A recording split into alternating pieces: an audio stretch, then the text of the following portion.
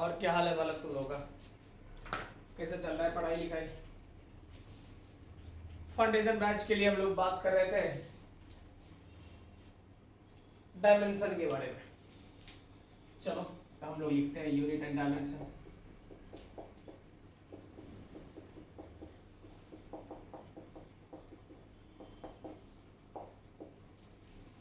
Unit and dimension में हम लोग डायमेंशन के प्रॉपर्टीज का डिस्कशन कर रहे थे, जिसमें हम लोगों ने बात किया था उस टाइम पे कि दो या दो से ज्यादा फिजिकल क्वांटिटी को जोड़ सकते हो, घटा सकते हो सिर्फ तभी जब उसका डायमेंशन सेम हो।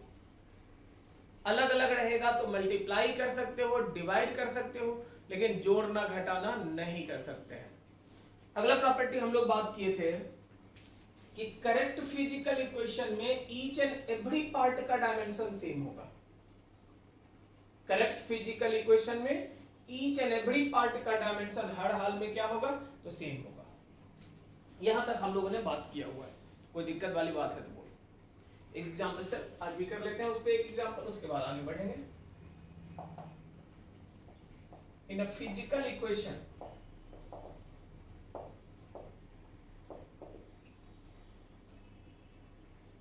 E equals ax square plus by b plus b plus c minus d by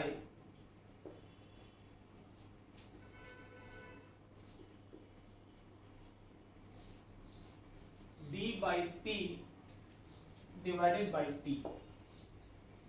Find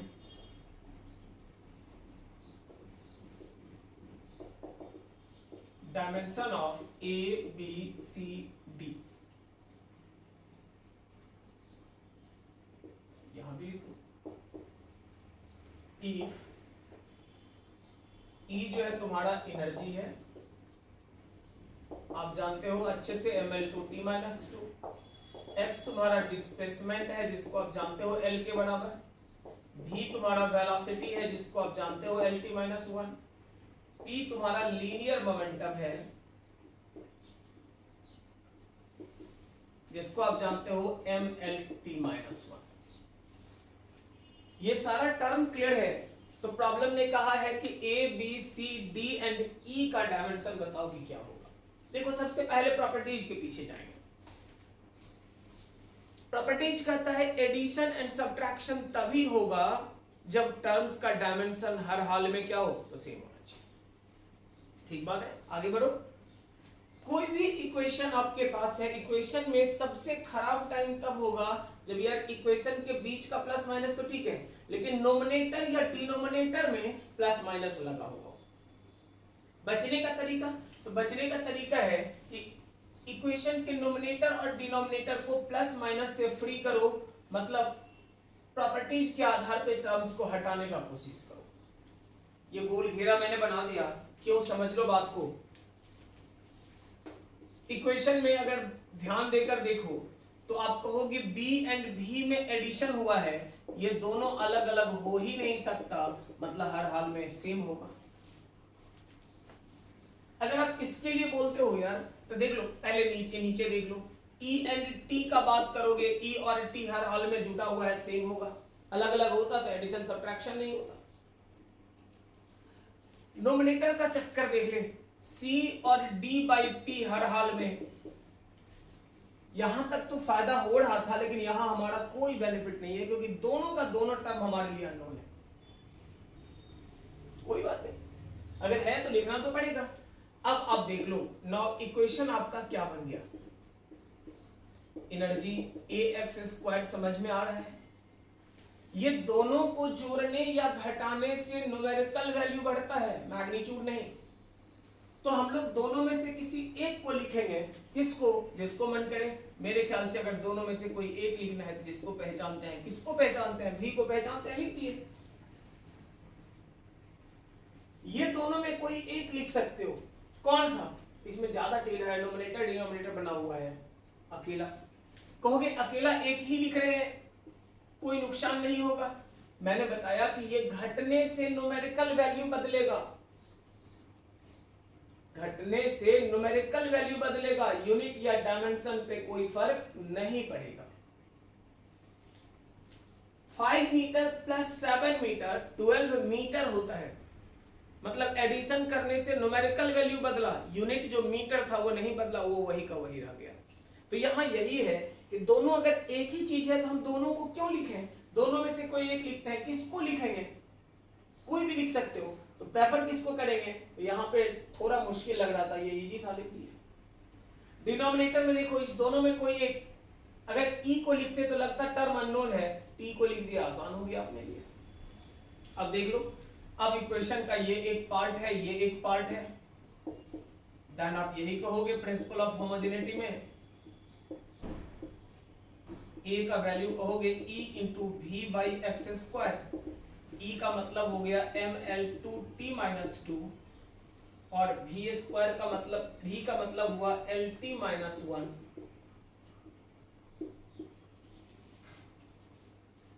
देख लो e into we cross multiplication divided by x square, ये मल्टीप्लाई हो गया, एक्स स्क्वायर से डिवाइड हो गया, ये तो कट गया।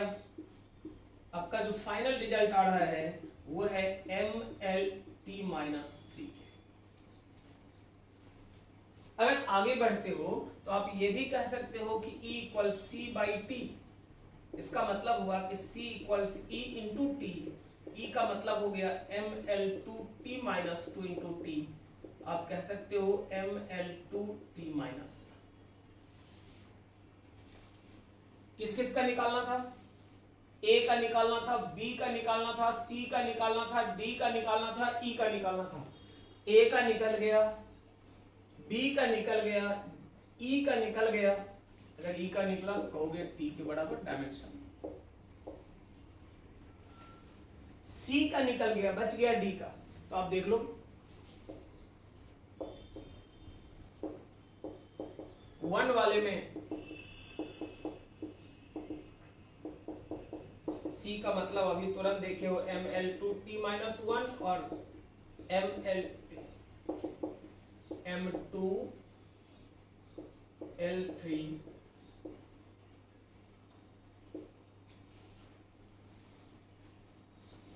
देख लो, कुछ नहीं, एनर्जी इनटू टाइम, एनर्जी तो ये था ही, टाइम से मल्टीप्लाई कर दिए बस। इक्वेशन का वैल्यू चूंकि C आपको निकल गया तो D निकालने के लिए इक्वेशन 1 में वैल्यू पुट कर दिए, जो है सामने आंसर है। कोई दिक्कत वाली बात है तो बोल, अरे सही है, फटाफट छाप ले जल्दी।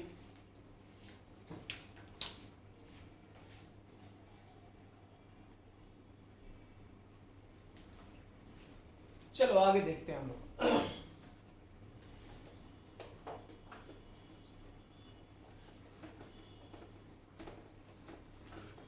तो लॉगरिथमिक हो, एक्सपोनेंशियल हो, ट्रिग्नोमेट्रिक हो, किसी के लिए भी हम लोग बात करें पहले, इन सारे टर्म्स का कोई डायमेंशन नहीं होता और जो अननोन रहेगा हम उसको कैलकुलेट कर लेंगे। नेक्स्ट अगला प्रॉपर्टी देख लो,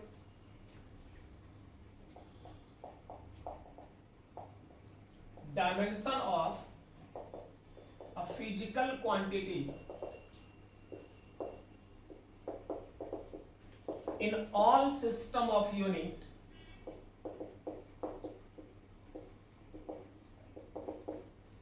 are, देखो सिस्टम के बदलने से यूनिट बदलता है लेकिन डायमेंशन नहीं बदलता। जैसे हम वेलोसिटी के लिए बात करते हैं, एसआई सिस्टम में अगर बात करो तो यूनिट है मीटर पर सेकंड, मतलब मीटर का पावर 1 और सेकंड का पावर -1। याद करो मैंने बताया था पावर को ही डायमेंशन बोलते हैं, mlt तो डायमेंशनल सिंबल है, डायमेंशन कौन है तो पावर जो है, पावर कितना तो -1 और 1 अभी भी है। अब अगर इसको डायमेंशनल लिखते हो तो बिल्कुल m ये l t minus 1। Actually L and T इसका यूनिट का सिंबल है, लेकिन यूनिट को डायमेंशन के फॉर्म में हमने लिखा है, बस इतना सा बात है। आप अगर इसी को लिखते हो सीजीएस में कहोगे सेंटीमीटर पर सेकंड, कोई दिक्कत नहीं। सेंटीमीटर का पावर 1, सेकंड का पावर -1। वंस अगेन बोलोगे तो कहोगे LT माइनस, क्योंकि पावर को डायमेंशन बोलते हैं। देखो सेम है। आप कहोगे कि FPS में मुझे देखना है, बिल्कुल आप देखिए FPS में, आप कहिएगा फीट पर सेकंड, फीट का पावर 1 और सेकंड का पावर -1। आप कहोगे वंस अगेन, तुम्हारे दिमाग में एक बात चलेगा कि ये सब तो एक जैसा हो गया, बिल्कुल एक जैसा है। डायमेंशन तीनों में, क्योंकि डायमेंशन पावर को बोलते हैं, ये यूनिट है, डायमेंशन तीनों में सेम है। अब कहोगे यूनिट को लेकर तो फिर कंफ्यूजन हो जाएगा, ऐसा कुछ भी ना हो, इसलिए हम लोग कहते हैं L1 T1 का पावर -1, इसको कहोगे L2, ये L1 L2 है। यही L1 बताता है कि ये पहला unit system, SI CGS FPS जो भी पहले लोग हैं उसमें। L2 बताता है कि लेंथ का यूनिट है CGS में, L3 बताता है कि लेंथ का यूनिट है ये FPS सिस्टम में। ये यूनिट को बताता है, डायमेंशन पावर है, और वो पावर आप देख रहे हो कि सभी सिस्टम में हर हाल में सेम है। कोई दिक्कत है? तो आप याद रखना कि dimension of a physical quantity in all system of unit are same. System of unit बदलेगा, यूनिट बदल जाएगा, लेकिन डायमेंशन नहीं बदलेगा, डायमेंशन हर हाल में सेम रहेगा। आगे देखिए next, with help of dimension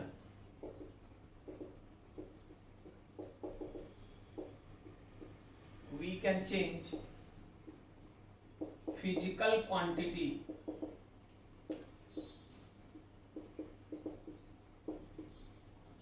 from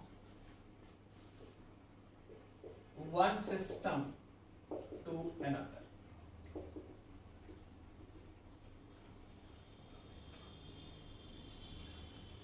dimension के हेल्प से किसी भी फिजिकल क्वांटिटी को एक सिस्टम से दूसरे सिस्टम में आप कन्वर्ट कर सकते हो। डायमेंशन की मदद से किसी भी फिजिकल क्वांटिटी को एक सिस्टम से दूसरे में कन्वर्ट कर सकते हो। मतलब जैसे फोर्स का SI यूनिट है न्यूटन, CGS यूनिट है डाइन, तो आप फोर्स को न्यूटन से डाइन में कन्वर्ट कर सकते हो। एनर्जी का SI यूनिट है जूल, CGS यूनिट है अर्ग, जूल से अर्ग में कन्वर्ट कर सकते हो। या कोई भी बेसिक कुछ रिलेशन दिया रहेगा, कहेगा इसको CGS में कन्वर्ट कर दो, कभी CGS में दिया रहेगा बोलेगा SI में कन्वर्ट कर दो। तो कोई भी रहे एक सिस्टम से दूसरे सिस्टम में आप बड़े आराम से कन्वर्ट कर सकते हो डायमेंशन की मदद से। कहोगे वो कैसे? तो मान लेते हैं, देख लो,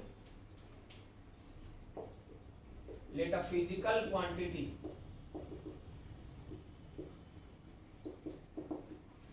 is x, जहां x में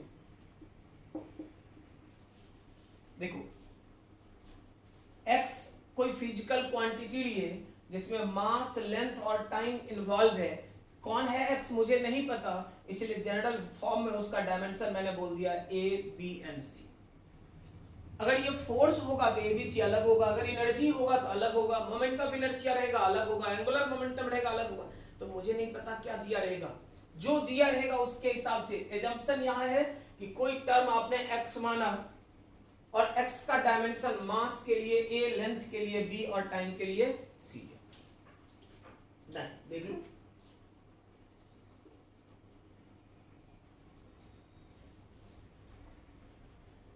सिस्टम 1 बोलते हैं और सिस्टम 2 बोलते हैं। देख लो, सिस्टम 1 में अगर बोला जाए तो हम लोग कहेंगे कि इसके लिए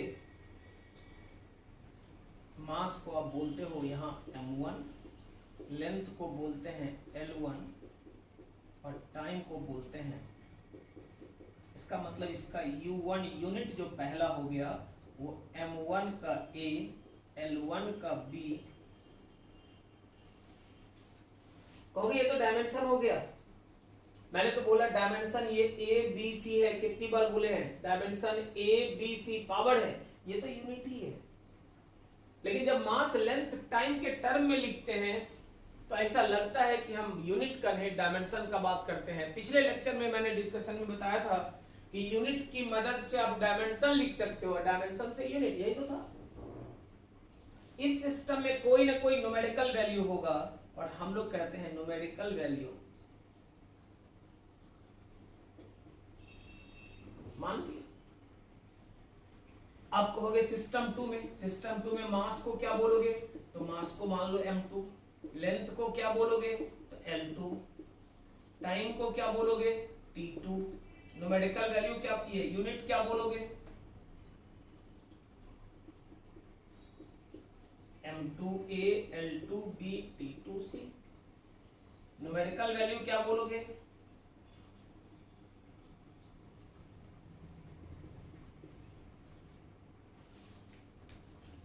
क्लियर। न्यूमेरिकल वैल्यू कितना होगा तो n2 के बराबर होगा। मास लेंथ टाइम तुम्हारा क्लियर है पहले से, कोई दिक्कत वाली बात है तो बोल। अब कहोगे ये मास अलग अलग कैसे, मान लो एक बात बतले एग्जांपल में, ये SI सिस्टम है तो मास किलोग्राम, CGS है ग्राम, लेंथ मीटर सेंटीमीटर, सेकंड ये भी सेकंड सही है। तो देखो दोनों सिस्टम अगर अलग अलग होगा तो मास लेंथ टाइम तो अलग अलग होगा ही। कोई गलती हमसे ना हो इसलिए हम लोगों ने M1 L1 T1 M2 L2 T2 मान लिया। हाँ डायमेंशन ABC यहाँ जो है वही डायमेंशन इधर है, क्योंकि सिस्टम के बदलने से यूनिट बदलता है, डायमेंशन नहीं बदलता। क्लियर। तो अब आप देख लो, अगर इतना सही है तो आगे देखते हैं हम।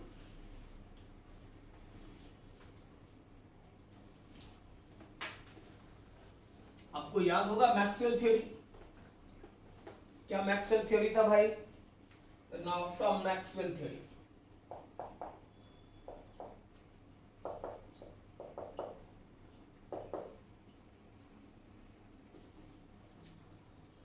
मैक्सवेल थ्योरी में हम लोगों ने पढ़ा था N1 U1 N2 U2।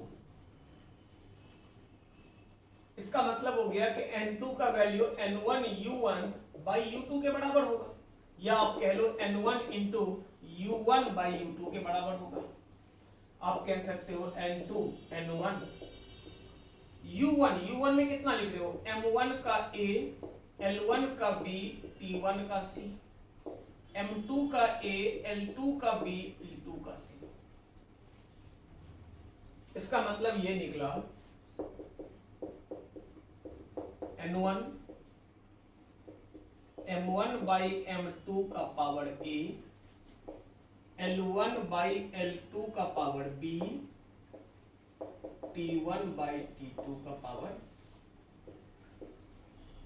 हो तो गया, पुटिंग गेटिंग मारो फटाफट आंसर आ जाएगा। अब एक चीज तुम्हारे दिमाग में आएगा कि क्या हर बार सवाल सॉल्व करने में इतना उलझन में पढ़ना पड़ेगा, पढ़ना तो पड़ेगा, लेकिन नहीं चाहोगे तो नहीं भी पढ़ना पड़ेगा, आसानी से आंसर आ जाएगा तुम्हारा। कैसे, मैं तरीका समझा देता हूं सबको। N2 equals N1 into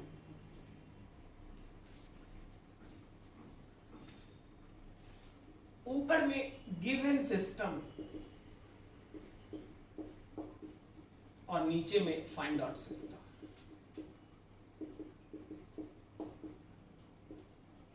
mass length time सब लिखना यूनिट के साथ, ये डायमेंशन के साथ, जो पावर है उसके साथ, लेकिन ऊपर में गिवन जो सिस्टम है उसका मास, उसका लेंथ, उसका time with proper dimension.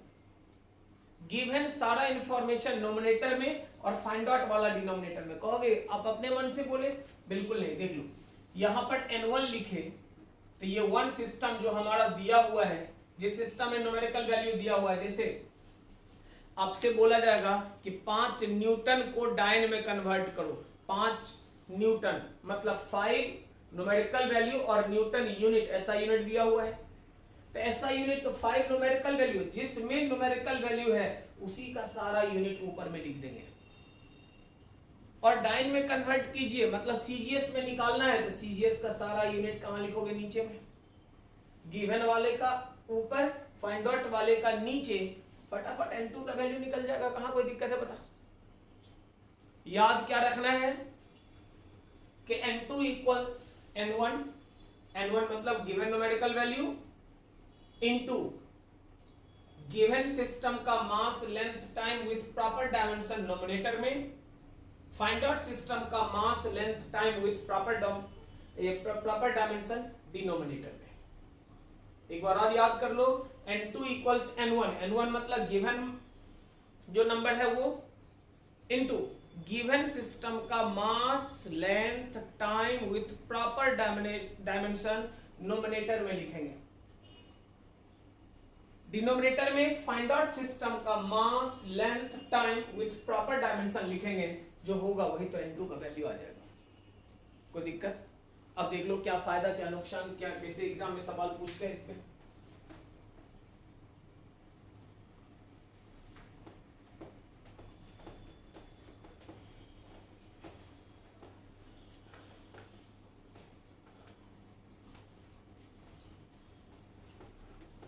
Given ऊपर फाइंड आउट नीचे, बस इतना ही ध्यान रखना।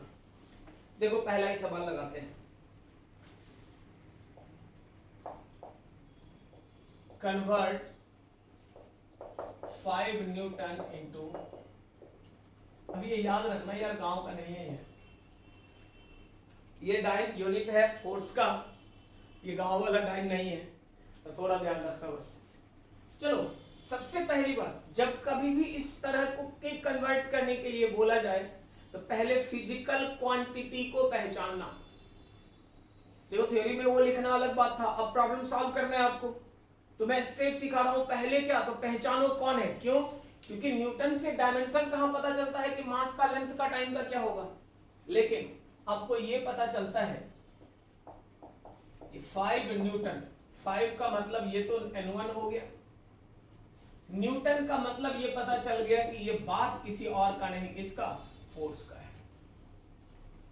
फोर्स का पता चलने का फायदा mLT-2, इसका मतलब A का वैल्यू, क्योंकि मास का जो पावर होता है उसी को A बोलते हैं, लेंथ का जो पावर होता है उसी को B बोलते हैं, और टाइम का जो पावर होता है उसी को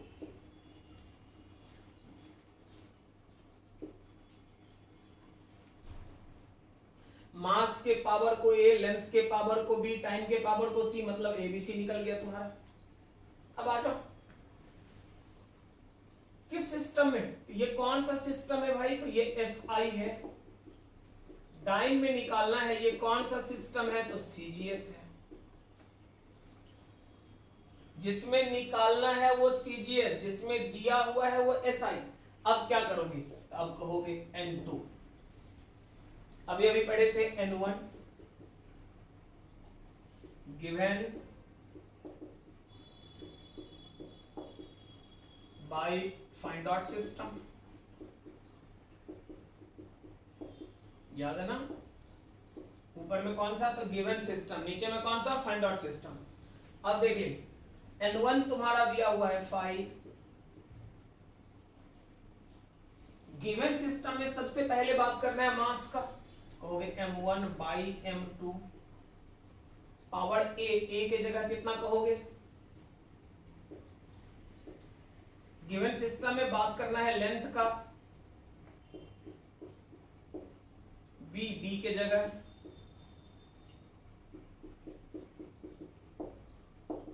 ये तो फॉर्मूला था, याद करो।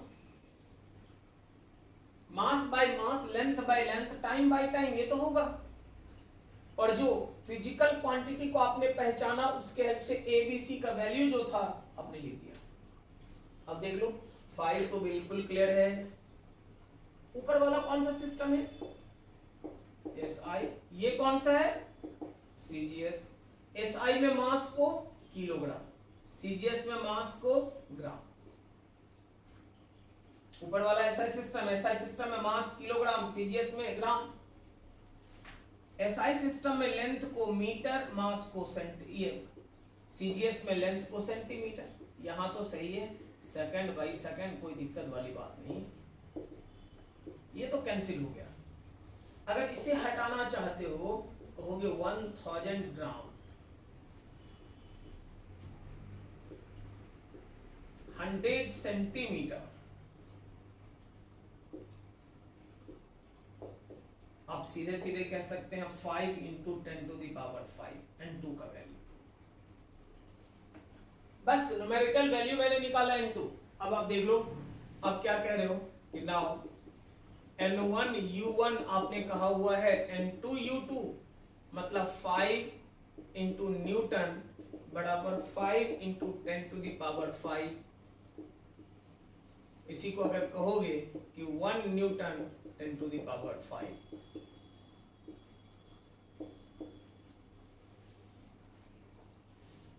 एक न्यूटन कितना डाइन के बराबर होगा? 10⁵ डाइन के बराबर होगा। कोई दिक्कत है? तो कुछ नहीं करना है, बस एक काम सीधा फंडा, बार बार बोलेंगे कि n2 equals n1 into given system का mass length time with proper dimension. नीचे में फाइंड आउट सिस्टम का mass length time with proper dimension. हो गया, पुटिंग गेटिंग कर लो, कैंसिल हो जाएगा, बात खत्म हो गया। कोई दिक्कत? छाप फटाफट। अगला एग्जांपल देख लो। पीएमटी वाले सवाल डालते हैं मेडिकल में, नीट में इससे सवाल आता है। एक सिस्टम से दूसरे में कहेगा, छोटा छोटा सवाल देगा वैल्यू की कन्वर्ट करने के लिए। परेशान बिल्कुल नहीं होना है।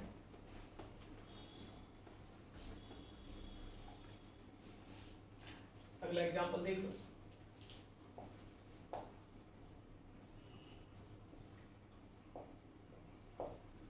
कन्वर्ट 2 जूल इंटू अर्ग।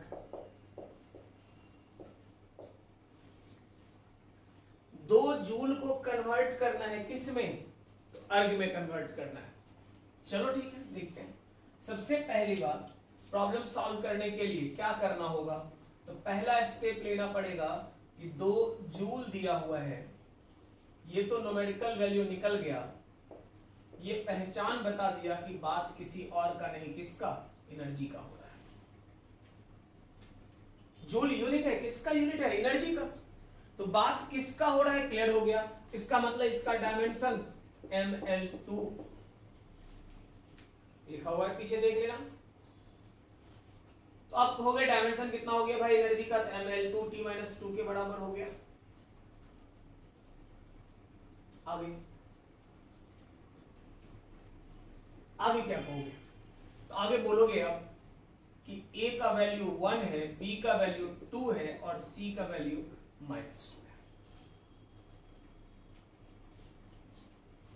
A का वैल्यू 1 है, B का वैल्यू 2 है और C का वैल्यू -2 है। अब आ जाओ मुद्दे पे। आपको दिया हुआ है सिस्टम, ये SI है, निकालना है अर्ग में, ये तुम्हारा CGS है। SI को CGS में कन्वर्ट करना है, कैसे करोगे? तो तरीका है तुम्हारे हाथ में। क्या तरीका है भाई? तो N2 N1 M1 by M2 का power A, L1 by L2 का power B, T1 by T2 का पावर। देख लो बेसिक फॉर्मूला। आप क्या कहोगे? N1 के जगह पे 2, ये कौन सा? गिवन या फाइंड आउट? तो नोमिनेटर में ऊपर में है गिवन है, ये गिवन वाला सिस्टम है तुम्हारा, और ये तुम्हारा फाइंड आउट है। गिवन में SI है, SI में मास को क्या बोलोगे? तो किलोग्राम। SI सिस्टम में मास को किलोग्राम। फाइंड आउट में CGS में क्या बोलेंगे? ग्राम। A की जगह 1। SI में लेंथ को मीटर, CGS में centimetre, power 2। Second by second, power -2। अब ये M और M मत काट देना, G से G मत काटना यार, समझ रहा है ना बात को? 1000 ग्राम होगा डिवाइडेड बाई ग्राम होगा, 100 सेंटीमीटर होगा डिवाइडेड बाई सेंटीमीटर होगा। आप कैंसिल वैंसिल करके फिट कर लो। 2 गुना 10 का पावर 3 और ये 100 का स्क्वायर 10⁴, 2 इंटू 10⁻⁷। मतलब N2 का वैल्यू निकल गया 2 इंटू 10⁻⁷। इसका मतलब हो गया कि N1 U1 N2 U2, formula Maxwell का। N1 मतलब 2 ये जूल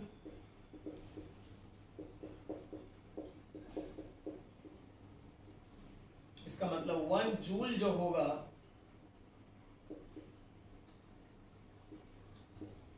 10⁻⁷।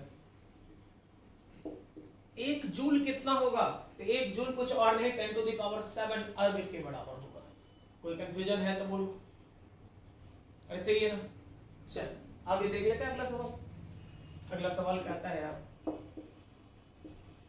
कन्वर्ट 5 kg² मीटर -2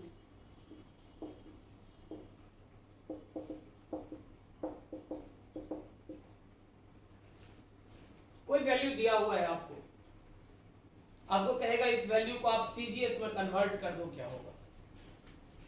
परेशान होने का कोई बात नहीं, ये तो और आसान सा सवाल हो गया। डायरेक्ट लिखते हैं N1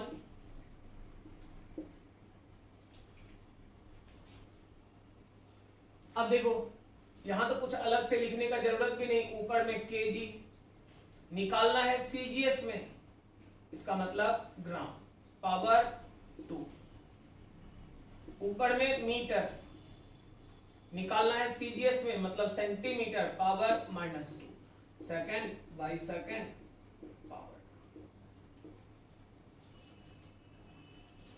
इसका मतलब क्या हुआ? मतलब इतना ही हुआ कि 5 1000 gram by gram power 2, 100 centimetre by centimetre power -2। आप कहोगे निकल गया, आप कहिएगा 5 × 10⁻⁶ 3 का स्क्वायर और इंटू अरे 2 है, 2 का पावर -2 क्या कहोगे? -4। आप अगर कहो तो कह सकते हो 5 × 10⁻। इसका मतलब कह सकते हो कि अगर लिखने का मन करे तो बिल्कुल 5 kg² metre -2 second 2 equals 5 × 10⁻²। KG के जगह कहोगे ग्राम स्क्वायर, सेंटीमीटर -2 सेकंड स्क्वायर। देखो ये सीजीएस ये एसआई। कोई दिक्कत वाली बात है तो बोल। मतलब जो टर्म है जैसा है वैसा ही, देखो कुछ नहीं किए, जैसा है वैसा ही लिखे। यहां 5 था मैंने 5 लिख दिया, अलग से कुछ सोचने का जरूरत ही नहीं, ये दिया हुआ है ये लिख दो एक बार। और सबका कॉरस्पॉन्डिंग सीजीएस में निकालना है, सीजीएस वैल्यू लिखते चलो नीचे, ऊपर में केजी नीचे में सीजीएस में gram metre centimetre second, power तो जैसा है वैसा रहेगा, चेंज करने के लिए कोई दिक्कत है? चल अगला देख लो, अगला सवाल।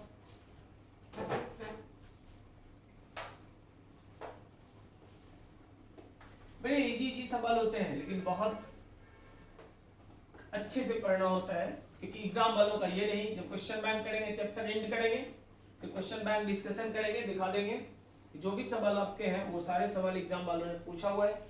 इसी कॉन्सेप्ट पे सवाल पूछा जाता है 2019 2020 में तो और पेपर बाकी ही है, अभी नीट का पेपर बाकी है, जेई का सेकंड टाइम बाकी है, पहला राउंड हुआ। तो जो भी पूछा गया है इसी सब कॉन्सेप्ट पे आएगा, इसलिए बहुत ढंग से पढ़ना, आसान होगा सब कुछ करना आप लोग के लिए। चलो देखो एक और एग्जांपल बोलते हैं।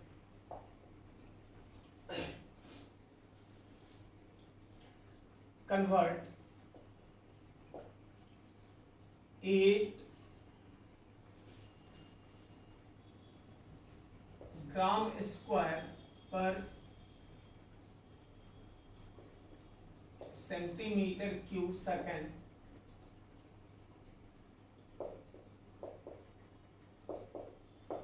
Into SI. यहां पे थोड़ा सा बदलाव कर दिया लिखने में, बस यहां प्रोडक्ट में नादा करने देकर नीचे लिख दिया, कोई दिक्कत वाली बात नहीं है, आप इसको ठीक से लिख लो ना, सेंटीमीटर -3। टर्म अगर नीचे है ऊपर जाएगा तो माइनस हो जाएगा, बाकी तो जो जैसा था वैसा है। हम लोग को लिखना है तो लिखते हैं। N2 इक्वल्स यार 8 तो डायरेक्ट उठ के आ जाएगा, मास का बात कर रहे हो कर लो, ग्राम है ये। एसआई में निकालना है, एसआई में ग्राम के कॉरस्पॉन्डिंग किलोग्राम, 2 तो है ही। ऊपर में सेंटीमीटर, सेंटीमीटर का corresponding metre, second divided by second. 8 gram तो समझ में आ रहा है, किलोग्राम का मतलब 1000 ग्राम। सेंटीमीटर बाय 100 सेंटीमीटर,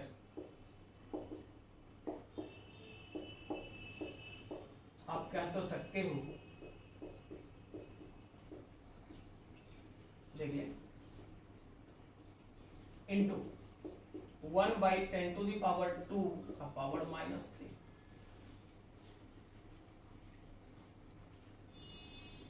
सही है ना? अब क्या कहोगे, 8 × 1/10⁻6,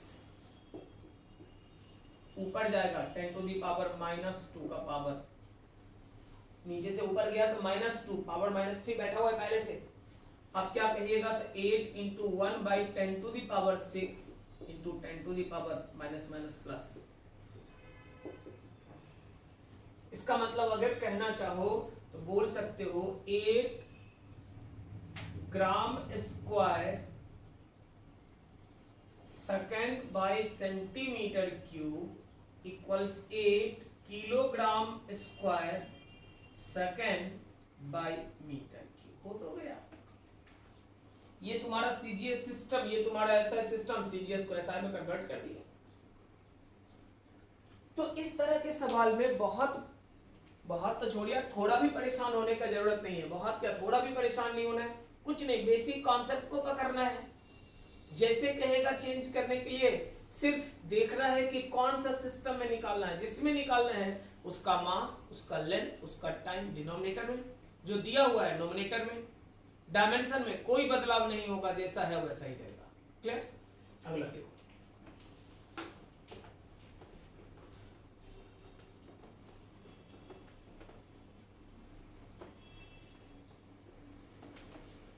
अब एक तरह का सवाल पूछा जाता है, आजकल नए ट्रेंड में सवाल आ गया, पिछले 5-6 साल में एंट्रेंस वालों ने पूछा है, तो हम लोग देख लेते हैं क्या वो पैटर्न है पूछने का। कहेगा कि if in a particular system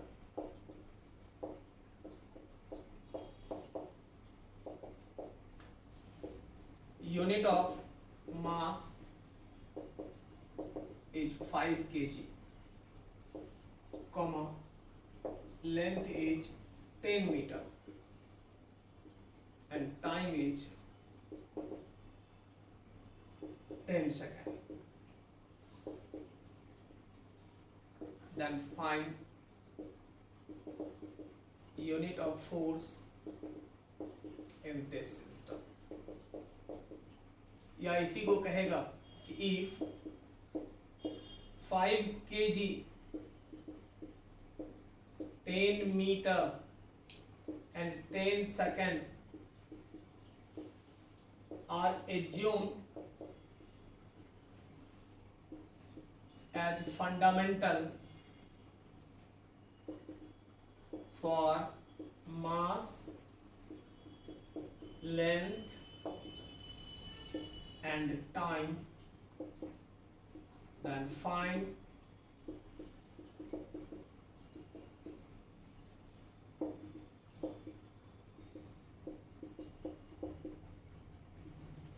जैसे 1 kg को अभी तक हम लोग 1 kg बोलते हैं, 1 मीटर को 1 मीटर बोलते हैं, 1 सेकेंड को 1 सेकेंड बोलते हैं। लेकिन प्रॉब्लम अब क्या कर रहा है, प्रॉब्लम कहता है कि यार 1 मीटर को नहीं, 1 kg को नहीं, 5 kg को एक यूनिट मान लो, 10 मीटर को एक यूनिट मान लो, 10 सेकंड को एक यूनिट मानो।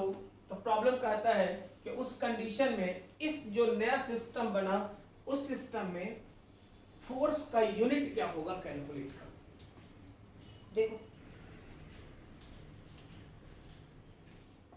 सॉल्व करने के लिए सबसे पहली बात कर रहा है फोर्स का।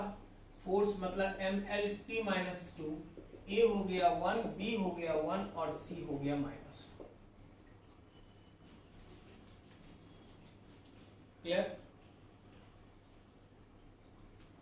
आपको गिवन सिस्टम दिया हुआ है एसआई, जिसमें आप जानते हो कि फोर्स का जो बेसिक यूनिट है वो न्यूटन है, लेकिन एक नया सिस्टम आपने बनाया 5 केजी 10 मीटर 10 सेकंड वाला, इसमें पूछ रहा है कि क्या होगा वैल्यू। जिस सिस्टम में बोलता है उसका सारा रिजल्ट कहां लिखोगे, नोमिनेटर या डिनोमिनेटर। तो हम लोग पढ़े हैं थोड़ी देर पहले कि गिवन वाला ऊपर और फाइंड आउट वाला नीचे। जिस सिस्टम में निकालना है उसका सारा वैल्यू कहां रखेंगे, तो नीचे रखेंगे। आप क्या कहिएगा देख लीजिए। आप कह सकते हैं यहां से n1 m1 बाई m2 का power a, l1 by l2 का पावर b,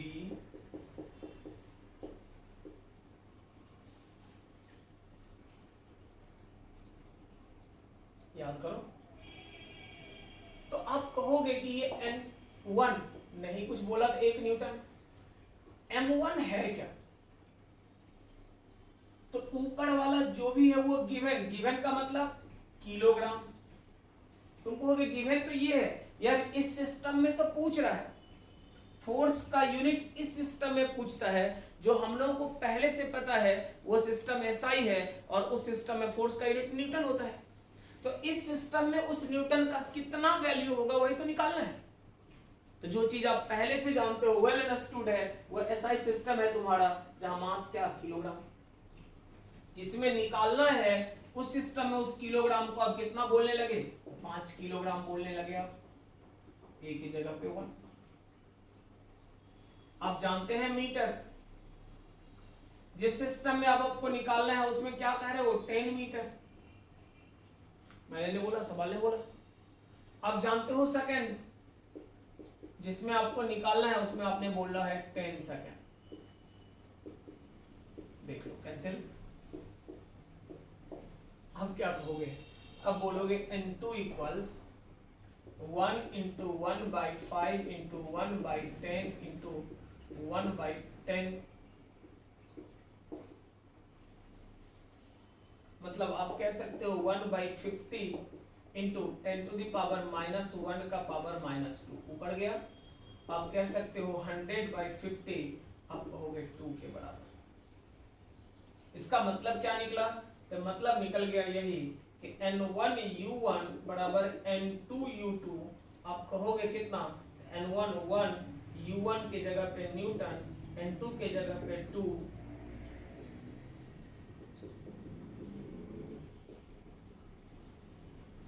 मतलब जो सिस्टम मुझे पता है वो सिस्टम एसआई है, उसमें मास को किलोग्राम, लेंथ को मीटर, टाइम को सेकंड बोलते हैं, तो फोर्स को न्यूटन बोलते हैं। अगर हम ऐसे सिस्टम में जाकर बात करें जो 5 केजी 10 मीटर और 10 सेकंड को एक यूनिट मास का, एक यूनिट लेंथ का, एक यूनिट टाइम का बोलता हो, तो वहां 1/2 न्यूटन को 1 न्यूटन मतलब 1 यूनिट बोलेंगे। कोई दिक्कत ये यू, मतलब अगर एसआई सिस्टम में न्यूटन है तो उस सिस्टम में जो याद यूनिट बनेगा वो कितना बनेगा, 1/2 न्यूटन। कोई कंफ्यूजन का बात है तो बोलो। अरे सही है, अगला एग्जांपल देख लो, फटाफट छाप लो।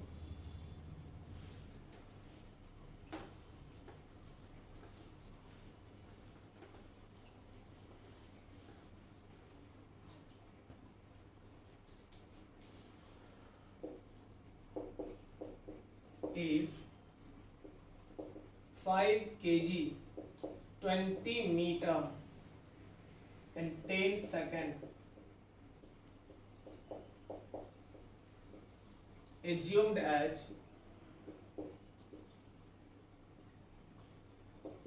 fundamental for mass, length, time, then find the unit of energy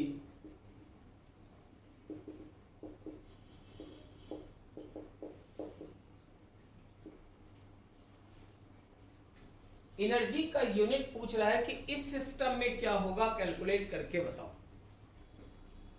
इस सिस्टम में एनर्जी का यूनिट। चलो तो हम लोग समझने के लिए पहले एनर्जी के पीछे जाएंगे। तो पहला सिस्टम हम लोग कहते हैं जो हम जानते हैं वो, और दूसरा जिसमें हम लोगों को निकालना है।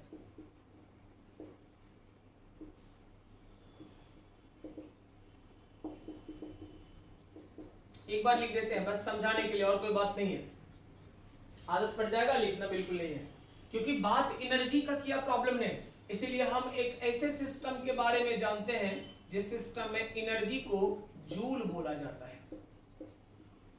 इस सिस्टम में एनर्जी का क्या यूनिट होगा, यही हमें निकालना है।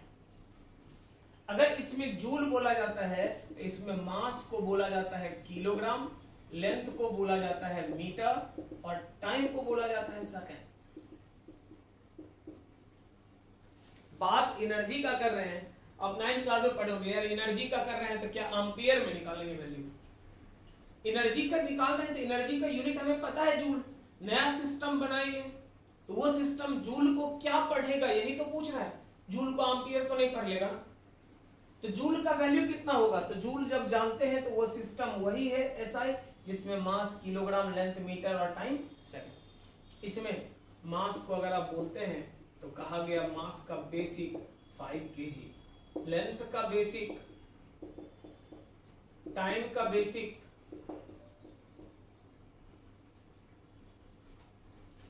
तो आपसे पूछा जा रहा है कि आप बताओ उस सिस्टम में एनर्जी का फंडामेंटल, मतलब ये तीनों अगर फंडामेंटल है तो ये भी फंडामेंटल है एनर्जी का यूनिट। अगर ये फंडामेंटल मान लोगे तो एनर्जी का यूनिट फंडामेंटल क्या होगा वो कैलकुलेट करो, देखते हैं।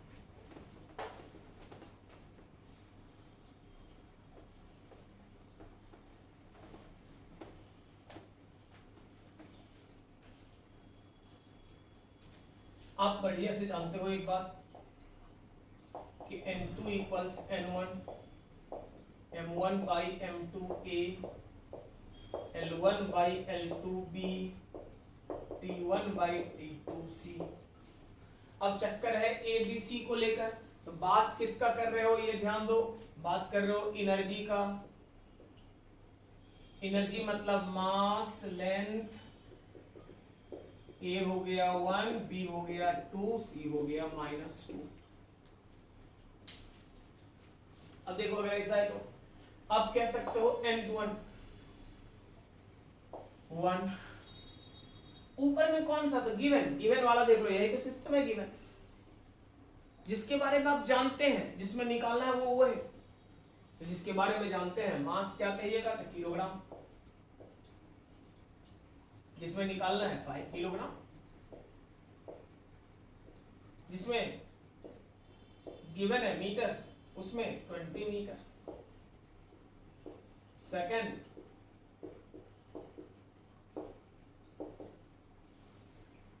कहोगे निकल लिया।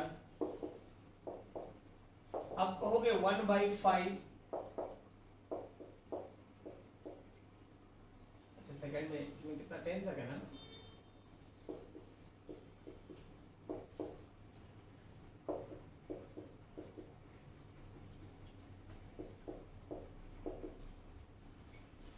-1 ऊपर जाएगा तो -2।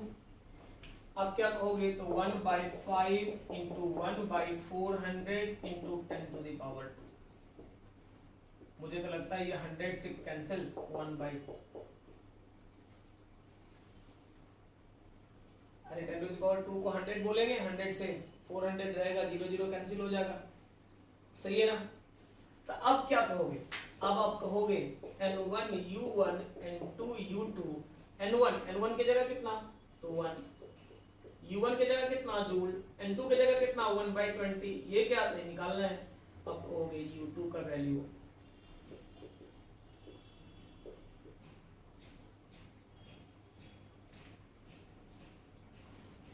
तो अगर आप सिस्टम को चेंज करोगे, नया टर्म एज्यूम कर लोगे फंडामेंटल के तौर पे, तो उस केस में क्या होगा, उसका न्यूमेरिकल वैल्यू निकल जाएगा।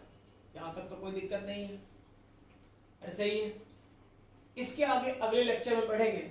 अगले लेक्चर में काफी इंपॉर्टेंट रिलेशन पढ़ेंगे इसका, जहां से बहुत सवाल एग्जाम का होता है कि अब पहले क्या होता था कि मास लेंथ टाइम दिया रहेगा, 10 साल 15 साल पहले के क्वेश्चन देखोगे तो मास लेंथ टाइम दिया रहेगा, कभी कहेगा मोमेंटम का डायमेंशन निकालो, कभी पावर का डायमेंशन निकालो, तो कभी कह देगा कि एंगुलर मोमेंटम का, इस सब तरह के सवाल पूछे जाते थे। आज के डेट में क्या पूछेगा, कहेगा force, velocity, angular momentum fundamental मान लिया गया तो मोमेंट ऑफ इनर्शिया का डायमेंशन निकालो, मतलब फंडामेंटल मास लेंथ टाइम को हटाकर नया मान लिया जाता है। तो बड़ा इंटरेस्टिंग होता है और बहुत अच्छा रिलेशन वो खूब पूछता है एग्जाम में। अगले लेक्चर में हम लोग उसी के बारे में बात करेंगे। ठीक है ना, चल नेक्स्ट लेक्चर में